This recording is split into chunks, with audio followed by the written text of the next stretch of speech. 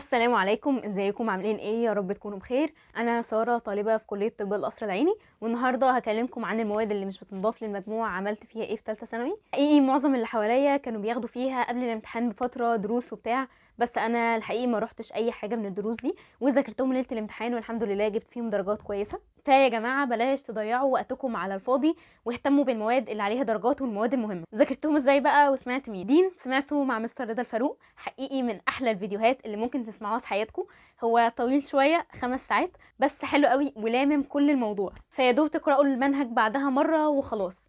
انا الحمد لله برضو حافظه القران، وكان الامتحان عندنا MCQ، فمش عارفه الموضوع بالنسبه لكم هيتغير ولا ايه، وهيبقى ريتن الصوره يعني ان انتوا تحفظوها ولا ايه. فده بصراحه ما اعرفوش. الاحصاء سمعتها مع قناه يلا نفهم ماس، حقيقي كان جامده جدا جدا الفيديو وفهمت كل حاجه. المهم ان انتوا تسمعوا بتركيز، تسمعوا وانتوا هادين ومركزين، فالامتحان ان شاء الله هيجي سهل وبسيط، مش زي ما هما بيقولوا دايما ان هو هيجي معقد وكده. فان شاء الله هيجي سهل وبسيط وهتعرفوا تحلوا كل حاجه. الاقتصاد تقريبا سمعته مع قناه الخطه التعليميه، كان جميل جدا الفيديو برضو، كان لامم كل حاجه، وبعدها قرات المنهج مره وخلاص. التربيه الوطنيه مش فاكره قوي سمعتها مع مين، بس تقريبا قناه اسمها هنذاكر اونلاين او يلا نذاكر اونلاين، حاجه زي كده. فالمهم ان انتوا هتلاقوا فيديوهات كتير جدا جدا يعني شارحه الموضوع وملخصه الموضوع ولما لك كل حاجه، فمش لازم تمشوا بالظبط سمعت مين في الفيديوهات وكده، لان في ناس كتير قوي عامله محتوى كويس. فبجد يا جماعه ما تقلقوش، ان شاء الله الامتحان هيجي سهل، وكمان هو باس اور فيل، فما تبذلش فيه نفس المجهود اللي انت هتبذله حاليا مثلا في الفيزياء او الكيمياء. اهتم دلوقتي بالمواد الاساسيه، وان شاء الله ليله الامتحان يبقى فيه وقت كافي